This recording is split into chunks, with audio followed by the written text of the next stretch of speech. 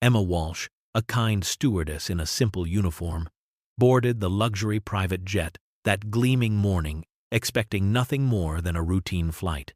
She had no idea that within the hour, her world would be turned upside down by someone who saw only her plain clothes and modest appearance, someone who judged her worth by the fabric of her uniform rather than the content of her character. Victoria Sterling, a wealthy real estate mogul dripping in diamonds and designer labels, took one look at Emma and decided she was unqualified, unsuitable, unworthy of serving people like her. When Emma politely tried to do her job, Victoria unleashed a storm of condescension and cruelty that ended with Emma being thrown off the jet before takeoff and humiliated in front of everyone, while the crew reluctantly complied, terrified of Victoria's influence and threats. Emma walked away with quiet dignity, her head held high even as tears threatened to fall. But Victoria and everyone else on that aircraft had no idea who Emma really was, or who would arrive exactly 1 hour later in a helicopter that would shake the very foundations of their assumptions. What happened next would change everything aboard that jet and leave Victoria facing consequences she never saw coming. Before I continue the story, please subscribe. I need to reach 1,000 subscribers so I can keep bringing you stories like this every day. It's just one click for you, but it means a lot to me. Thank you. Emma Walsh opened her eyes to the soft glow of dawn, filtering through the curtains of her modest apartment, the kind of simple one-bedroom place that most people would never associate with someone married to immense wealth and power. She stretched quietly, careful not to wake James, but he was already up, dressed in his tailored suit, preparing for an early morning meeting that would take him across the city. He leaned down to kiss her forehead, his eyes warm with the kind of love that had sustained them through 8 years of marriage, and whispered that he would see her tonight. Emma smiled, kissing him back, watching as he grabbed his briefcase and slipped out the door into the pre-dawn darkness. She rose from bed, padding across the worn wooden floors to her small closet, where her uniforms hung in a neat row. Emma selected her standard stewardess uniform, the fabric practical and clean but clearly off the rack. Nothing fancy or designer about it, just the simple navy blue dress with white piping that marked her as part of the crew.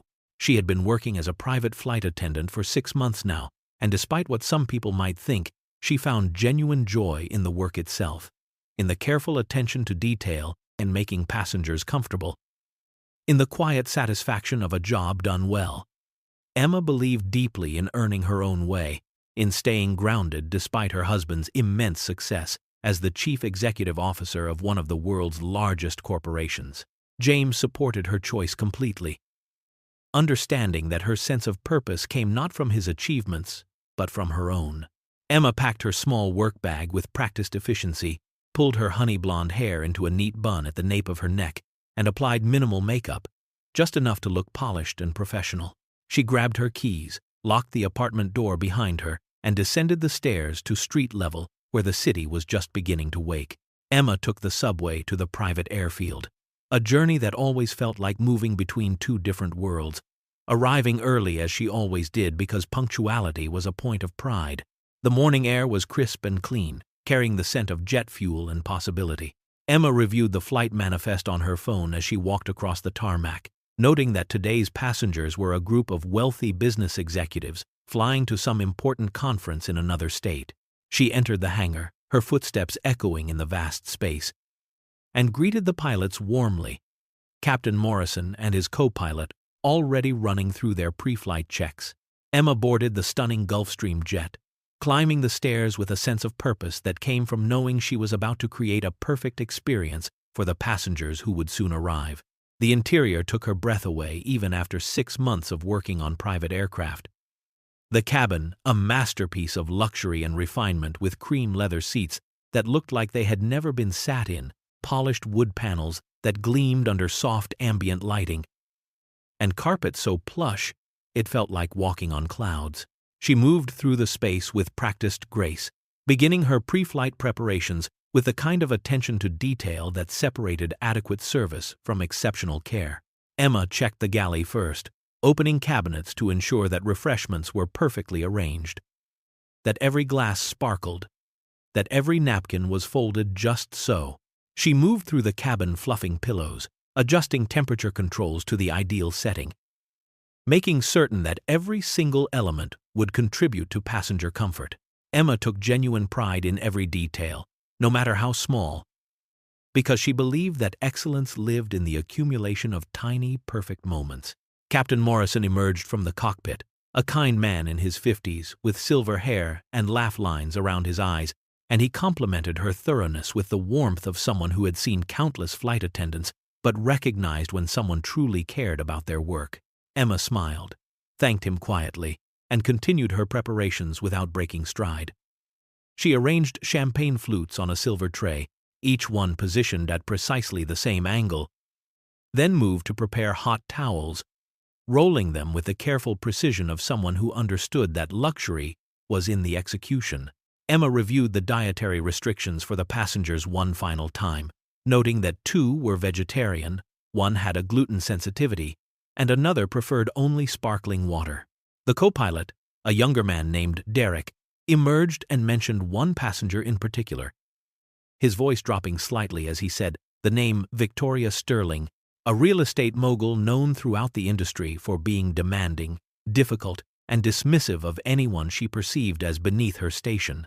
Emma nodded calmly, her expression unfazed and serene, because she had dealt with difficult passengers before and understood that kindness and professionalism could smooth even the roughest encounters.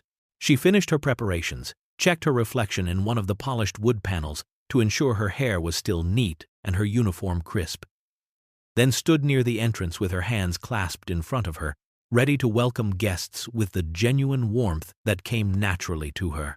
A black limousine pulled up to the jet with the kind of dramatic timing that suggested its passenger enjoyed making entrances, the sleek vehicle gleaming in the morning sunlight like a predator prepared to strike.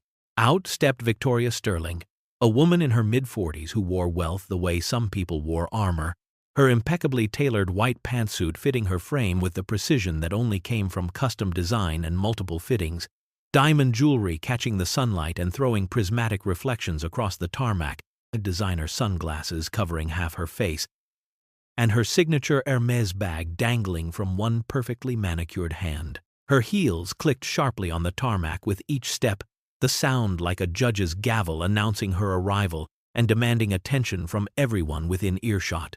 She was accompanied by 2 assistants, younger women who scurried behind her carrying her luggage, their faces carefully neutral in that way that spoke of long practice dealing with a demanding employer. Victoria ascended the stairs with the confidence of someone who had never been denied anything, removing her sunglasses with dramatic flair as she reached the top, her eyes immediately scanning the interior of the jet as though inspecting property she was considering purchasing. Emma greeted her warmly, her voice genuine and welcoming, offering the kind of smile that had always made people feel seen and valued. Victoria's eyes landed on Emma and moved from head to toe in a sweep that felt more like an assessment of livestock than an acknowledgement of another human being, her lip curling slightly in an expression that fell somewhere between distaste and dismissal. Emma's uniform was clean and pressed but clearly off the rack, her shoes practical rather than fashionable, her jewelry limited to a simple wedding band and small stud earrings, and in Victoria's world, these details apparently added up to something unacceptable. Victoria didn't respond to the greeting, didn't even acknowledge that Emma had spoken, instead brushing past her as though she was invisible, as though she was simply part of the aircraft's fixtures rather than a person deserving of basic courtesy. The assistants followed, both offering Emma apologetic glances that spoke volumes about what they endured working for this woman, their eyes saying what their mouths could not. Victoria settled into the largest seat in the cabin, the one positioned for maximum comfort and visibility, and snapped her fingers for champagne without looking in Emma's direction, the gesture sharp and commanding. Emma maintained her composure, her face calm and professional despite the dismissiveness, moving to fulfill the request with the grace that came from choosing dignity over reaction. Emma approached with a champagne flute positioned perfectly on a silver tray, her movements smooth and practiced, the kind of service that came from genuine care rather than rote memorization. Victoria glanced up as Emma neared, her expression souring as though she had just detected an unpleasant odor, her perfectly painted lips twisting into something ugly. She asked loudly, her voice pitched to carry through the entire cabin. If this was really the flight attendant they had hired, the emphasis on the word "this," making it clear she found the answer unacceptable. Emma introduced herself politely, her voice steady and warm despite the obvious hostility, offering the champagne with the same genuine care she offered every passenger. Victoria ignored the proffered drink completely, instead pulling out her phone with sharp, aggressive movements, scrolling through her contacts and making a call to someone at the charter company without another glance in Emma's direction. She complained loudly about the substandard staff, questioning Emma's qualifications within Emma's hearing as though she wanted to ensure maximum humiliation, her words dripping with contempt and designed to wound. Other passengers began boarding during this display. 3 businessmen in expensive suits who climbed the stairs and entered the cabin, their eyes widening slightly as they took in the scene, all 3 nodding politely at Emma with the kind of courtesy that felt like a lifeline in rising waters. Victoria continued her phone conversation without pause, gesturing dramatically at Emma with her free hand, waving in her direction as though presenting evidence in a trial, asking the person on the other end of the line if they really couldn't afford someone more presentable, someone who actually looked the part of luxury service, rather than this disappointment standing before them. Emma's cheeks flushed slightly, the heat rising despite her best efforts to maintain complete composure. But she remained professional in her bearing and actions, returning to the galley with measured steps that refused to become a retreat. Captain Morrison emerged from the cockpit, his experienced eyes immediately assessing the tension in the cabin. And he asked Victoria in his calm, authoritative voice if there was a problem he could help resolve. Victoria turned her attention to him like a spotlight swiveling to a new target, demanding in a tone that brooked no argument to speak to whoever had hired such an inappropriately dressed attendant, someone so clearly unsuited to the standards expected on a flight of this caliber. Victoria hung up her phone with a sharp tap of her finger, announcing loudly to the entire cabin that she had paid premium prices for this flight, and she expected premium service, not whatever discount operation they were apparently running today. She turned her attention back to Emma with eyes that glittered with malice and superiority, questioning whether Emma even had experience with private aviation or if they had just pulled her off the street that morning. Emma explained calmly, her voice never wavering despite the attack, that she did indeed have experience, that she had completed all the necessary certifications and training required for private flight service. Victoria scoffed, the sound harsh and dismissive, a noise someone might make when presented with a particularly unconvincing lie, and she asked about Emma's previous employers with the tone of a prosecutor cross-examining a hostile witness. Emma mentioned that she had previously worked for commercial airlines, spending years perfecting her skills in passenger service before transitioning to private aviation more recently. Victoria's eyes lit up with disdain, actually brightening at this revelation, as though she had just been handed ammunition she could use to devastating effect, and she repeated the words commercial airlines with the kind of horror someone might reserve for discussing disease or poverty. How pedestrian, how utterly common. She turned to the other passengers, the 3 businessmen who had settled into their seats and were trying to mind their own business, making comments about standards declining across the industry, about how anyone could apparently work private aviation these days without the proper breeding or background. Emma offered quietly, maintaining her professional demeanor like a shield, to get Victoria anything she needed to make her flight more comfortable. Victoria rattled off an elaborate order without looking at Emma, her words rapid-fire and specific, demanding champagne at precisely 42 degrees, a particular type of caviar that cost more per ounce than most people earned in a day, a specific brand of Italian sparkling water that had to be served in crystal, not glass. Emma nodded, absorbing each detail, committing the complex order to memory, and began preparing everything with the methodical care she brought to all her work. Her hands didn't shake despite the tension filling the cabin like smoke, despite the humiliation burning in her chest, despite knowing that every eye was on her waiting to see if she would crack under the pressure Victoria was applying with surgical precision.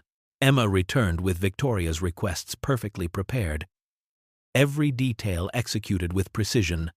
The champagne chilled to exactly 42 degrees, the caviar arranged artfully on a mother-of-pearl serving dish, the Italian sparkling water poured into crystal that caught the light like diamonds. Victoria sampled the champagne with the exaggerated movements of a wine critic, swirling it in her mouth before declaring with theatrical disappointment that it was at least 2 degrees too warm. Utterly unacceptable. Emma apologized immediately, her voice sincere, offering to get a fresh bottle from a different part of the refrigeration unit. Victoria waved her hand dismissively, the gesture dripping with condescension, saying, "Don't bother." She had already expected disappointment from the moment she laid eyes on Emma. She asked with false curiosity where Emma had bought her uniform, pausing for dramatic effect before suggesting a thrift store. Her voice loud enough to ensure everyone heard the insult. The 3 businessmen shifted uncomfortably in their seats, their faces showing increasing discomfort with the cruelty unfolding before them. One of them, a distinguished man with silver temples, who would later identify himself as Mr. Patterson, intervened kindly, his voice firm as he said that Emma seemed perfectly professional to him and was clearly doing an excellent job. Victoria shot him a withering look that could have frozen fire, informing him icily that he clearly didn't understand luxury service standards if he thought this was acceptable, that his opinion revealed his own lack of sophistication.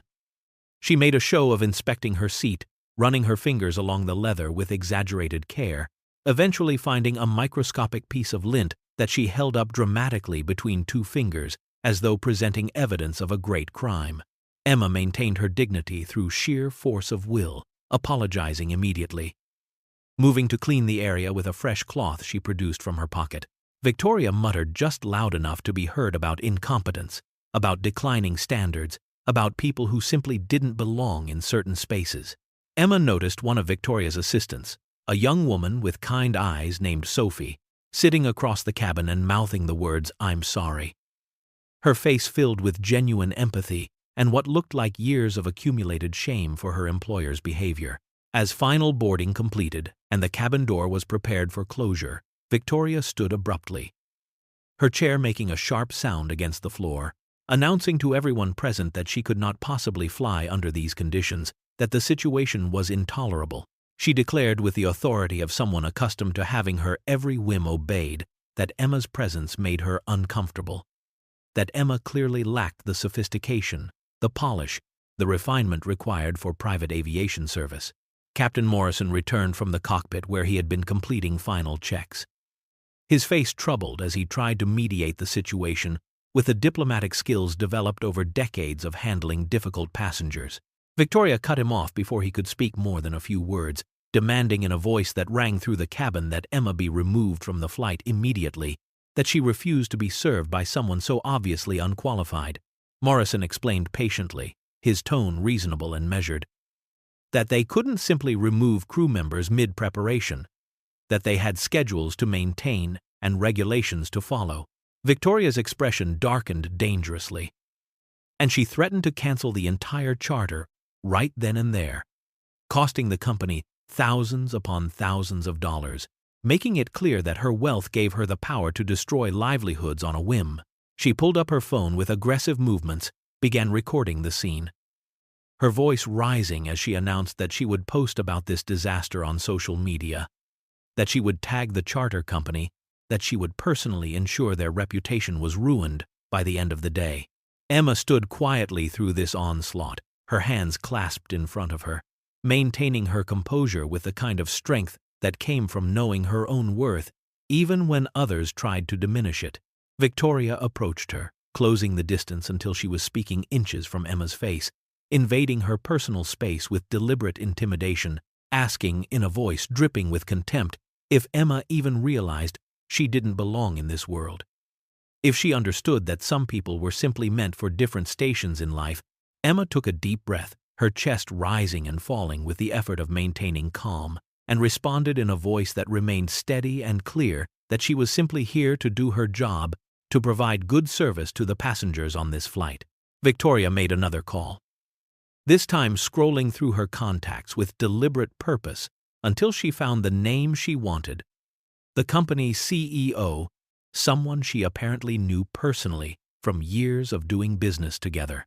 She spoke loudly about removing unqualified staff, her voice carrying through the cabin like a weapon, threatening to pull all future business from the charter company mentioning specific dollar amounts and contract values that made Morrison's face go pale. After several tense minutes during which the entire cabin seemed to hold its breath, Morrison received a call on his own phone, stepping away to answer it with the expression of a man receiving his own execution order.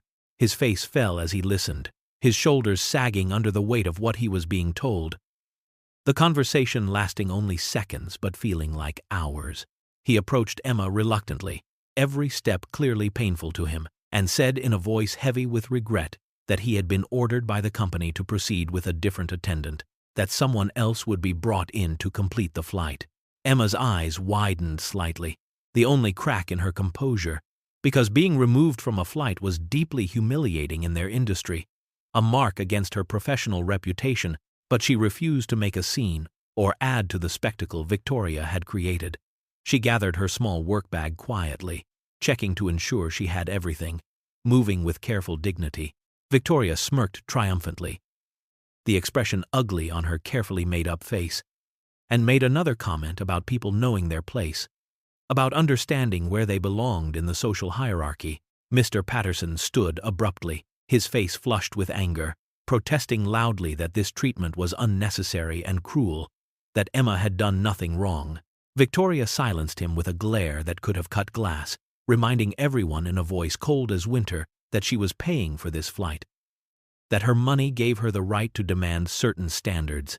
Emma walked toward the exit with her head held high, refusing to let them see her break, her spine straight and her steps measured.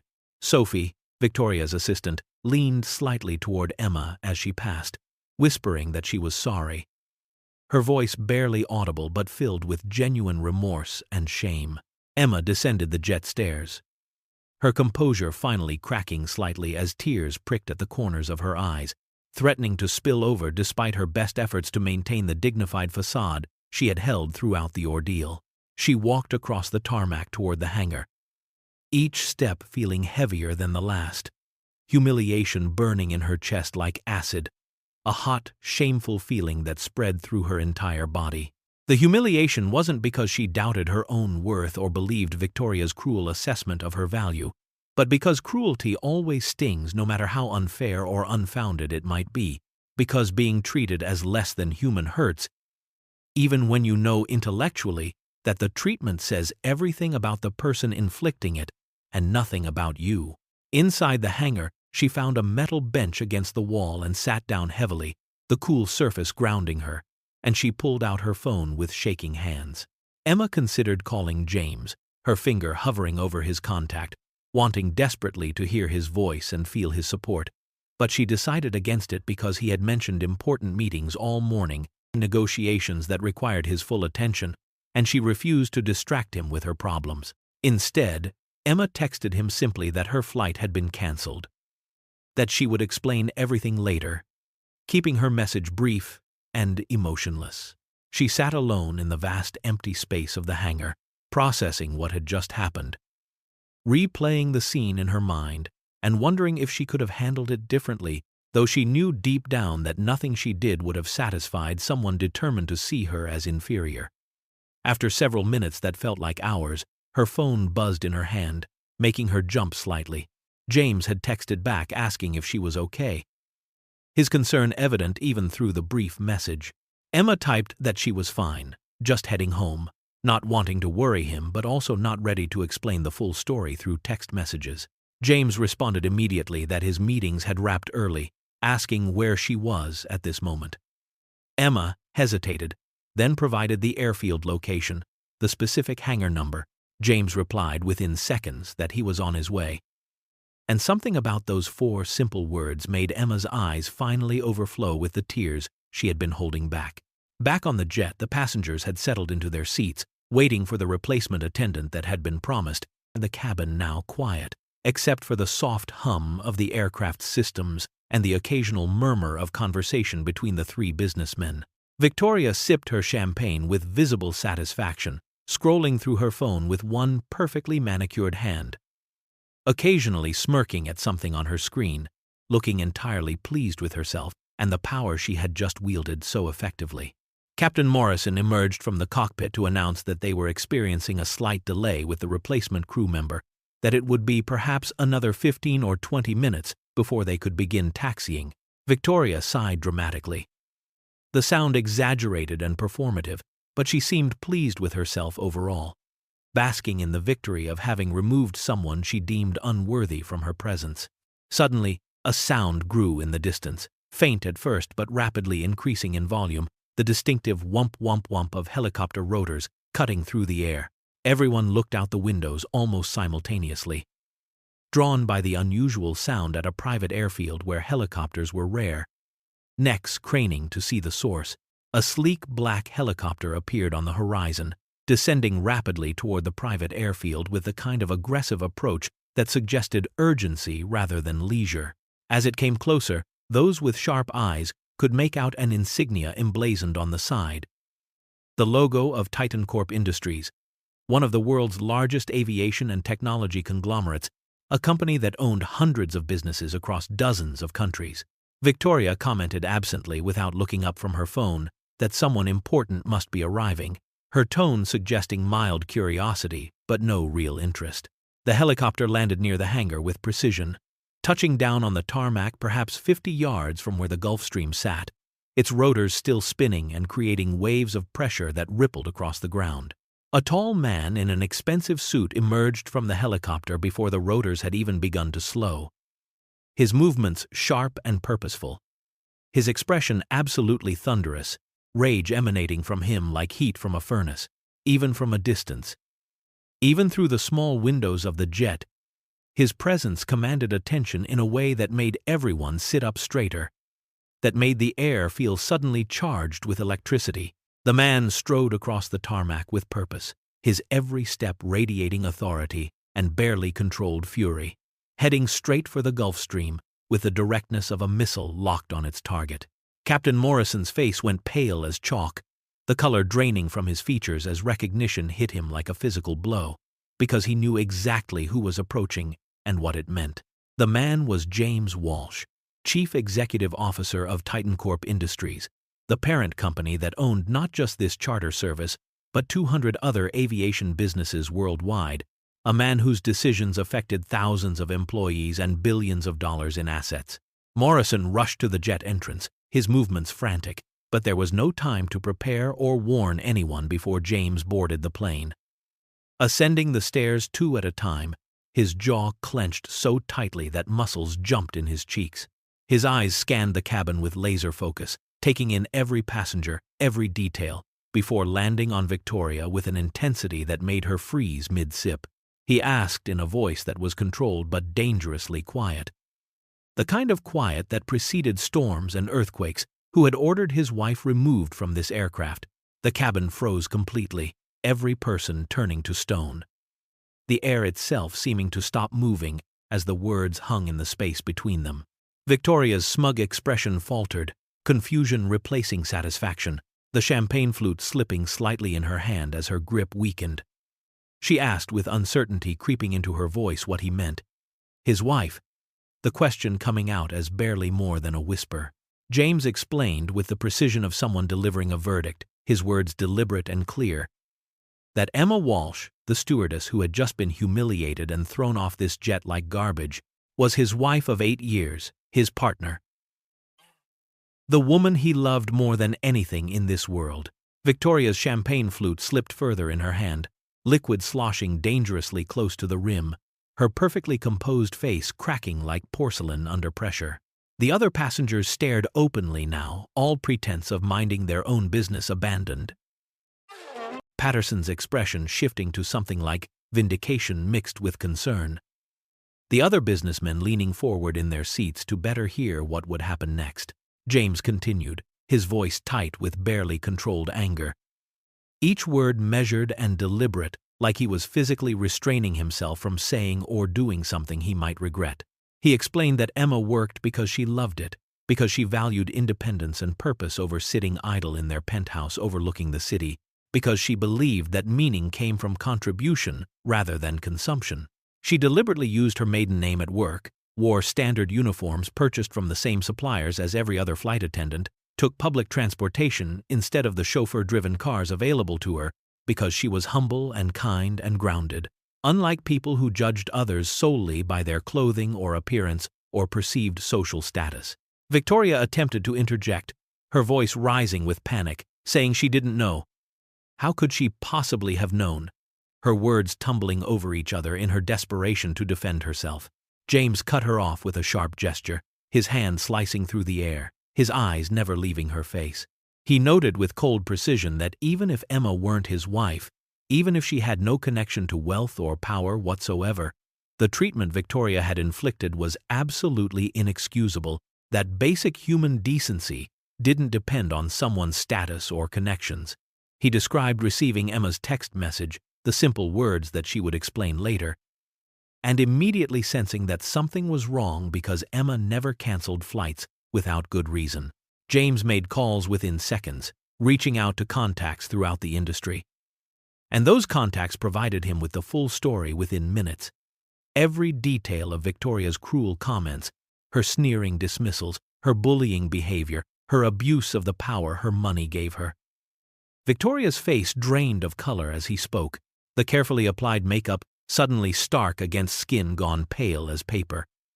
Her eyes widening with the dawning realization of exactly how badly she had miscalculated. She set down her champagne flute with hands that shook visibly, the crystal clicking against the wood panel beside her seat, her breathing becoming rapid and shallow as fear replaced arrogance. James turned to Captain Morrison, his expression softening slightly when addressing the pilot who had treated Emma with respect throughout. Asking for the full account of what had transpired, Morrison, nervous but honest, because he understood that lying would only make things worse, explained Victoria's demands and threats. The escalating pressure she had applied, a phone call to the company CEO, and ultimately the order he had received to remove Emma in order to preserve business with such a valuable client. James nodded slowly as he listened, his expression hardening with each detail, his jaw setting into a line that suggested decisions were being made and consequences were being calculated. He pulled out his phone with movements that were calm but charged with purpose. Making a call that connected immediately, speaking to his executive team with the clipped efficiency of someone who knew exactly what needed to happen and had the power to make it so. He issued immediate instructions in a voice loud enough for everyone in the cabin to hear, wanting Victoria to understand precisely what she had brought upon herself. The charter company CEO was to be contacted directly and informed that Victoria Sterling was permanently banned from all Titan Corp aviation services, which included roughly 70% of private charter options available in this region, effectively crippling her ability to travel for business. Furthermore, he continued without pause, her treatment of staff constituted grounds for breach of the service agreement, potentially opening her to financial penalties for violating conduct clauses. Victoria gasped audibly, the sound strangled and desperate, trying to protest but finding her voice had abandoned her along with her confidence. James continued his call without acknowledging her attempt to speak, noting with cold precision that the CEO who had authorized Emma's removal would face immediate disciplinary review for prioritizing money over employee dignity, for treating his people as disposable in the face of client pressure.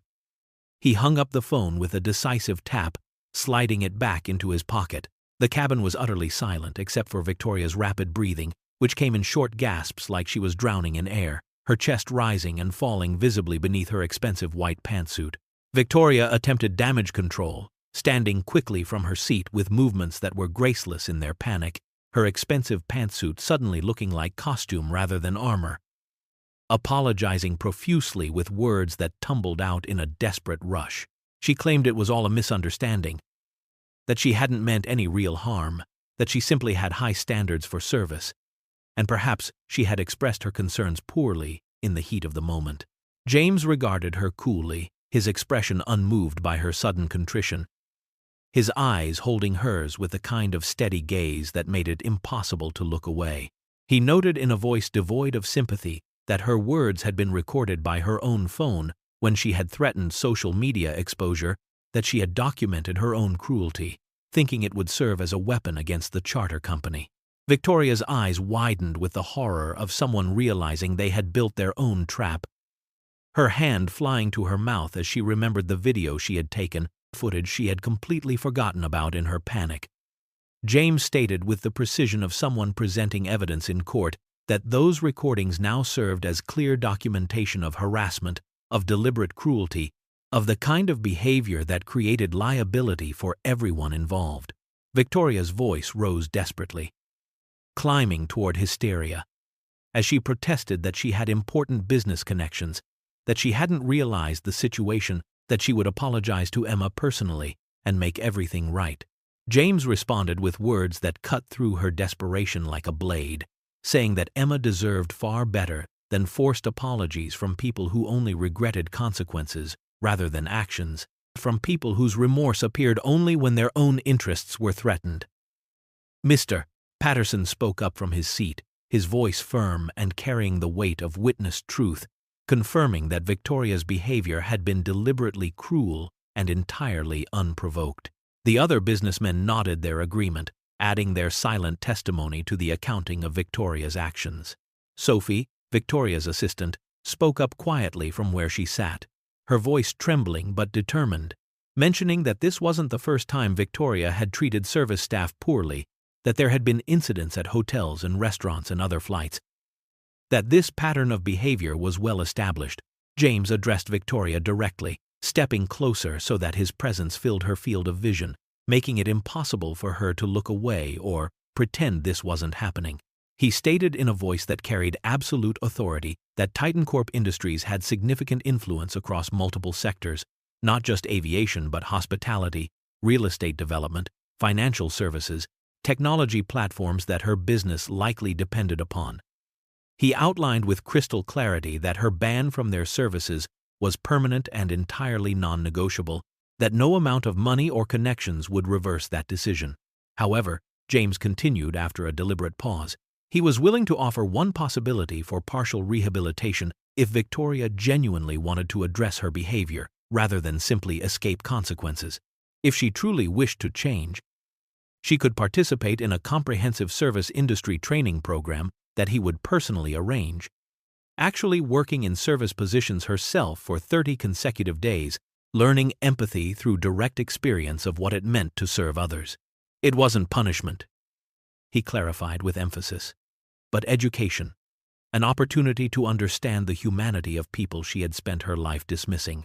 If she completed the program genuinely, if her behavior over those 30 days demonstrated real change rather than performance, then some of the professional consequences might be reconsidered, though the aviation ban would remain. Victoria's mouth opened and closed repeatedly like a fish drowning in air, no words emerging as her mind raced to process this ultimatum. She finally managed to ask in a voice stripped of its earlier confidence about her business commitments, the meetings she had scheduled, the deals that required her presence. James responded without a trace of sympathy that those were her concern alone, that she had created this entire situation through her own choices and actions, that consequences rarely arrived at convenient times. He added with finality that the program would start immediately within the next 48 hours, or the offer would disappear entirely, and she would face the full weight of every consequence without any possibility of mitigation. Victoria looked around the cabin desperately, searching for an ally or even a sympathetic face, but she found only judgment in every pair of eyes that met hers, only the cold accounting of someone reaping exactly what they had sown.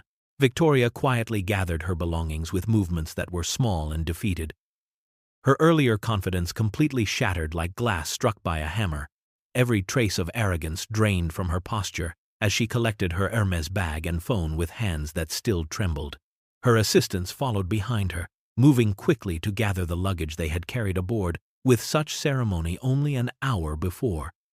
Sophie catching James's eye as they prepared to deplane and nodding gratefully, her expression conveying thanks for holding her employer accountable in ways she never could.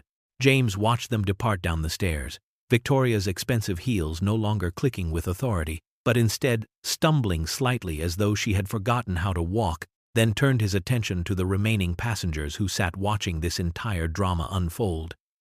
He apologized sincerely for the disruption to their travel plans, his voice returning to the warm professionalism of someone who genuinely cared about others' experiences, offering them alternative arrangements on another Titan Corp aircraft with upgraded service that would be entirely complimentary. Mr. Patterson accepted graciously, standing to shake James's hand, commending him not just for defending his wife, but for standing on principle, for demonstrating that some values mattered more than profit. The other businessmen agreed enthusiastically, expressing genuine admiration for how James had handled the situation, for proving that power could be used to protect rather than harm. They deplaned respectfully, gathering their belongings and descending the stairs with courteous nods to both James and Captain Morrison. James remained behind with Captain Morrison after the cabin had emptied, the two men standing in the quiet aircraft discussing the company CEO's decision that had led to Emma's removal. Morrison explained the pressure he had felt. The threats Victoria had made about canceling contracts and destroying the company's reputation, his voice heavy with the weight of impossible choices.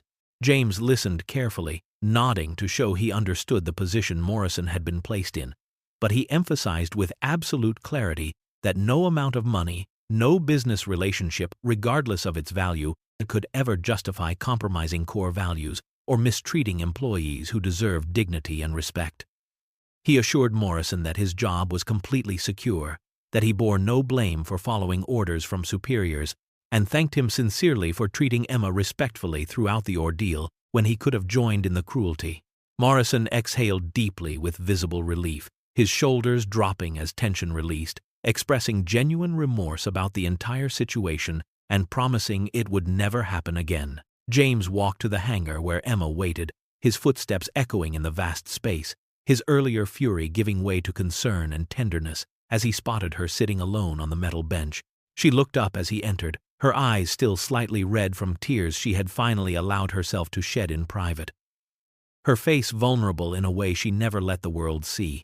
James sat beside her without a word, pulling her close against his chest, wrapping his arms around her with the protectiveness of someone who would fight the entire world to keep her safe. Emma leaned into him, drawing strength from his presence, and explained what had happened in a voice that was steady but couldn't quite hide the hurt that ran through every word like a thread of pain woven into fabric. James listened intently, his jaw tightening again as she described Victoria's cruelty, the humiliation of being removed from the aircraft, but he focused on comforting Emma rather than letting his anger resurface. She emphasized with characteristic generosity that she didn't want anyone destroyed over this incident, that she didn't seek revenge or ruin, that she just wanted basic respect for all workers, regardless of their position. James smiled slightly despite everything, a soft expression that transformed his face.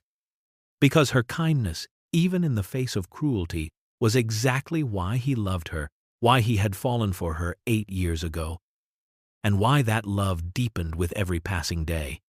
Emma asked quietly what he had done, what consequences had followed his arrival. James explained Victoria's permanent ban from Titan Corp services, the training program he had offered as an alternative to complete professional destruction, the internal company review that would address how the CEO had prioritized profit over people. Emma nodded slowly as she processed this information, her head moving against his chest, agreeing that education was better than simple punishment, that giving people a chance to genuinely change was more valuable than just making them suffer. They sat together quietly for several minutes, the hangar settling around them, finding peace in each other's presence. Emma asked in a small voice if she should quit her job, if perhaps this incident proved she didn't belong in this world after all.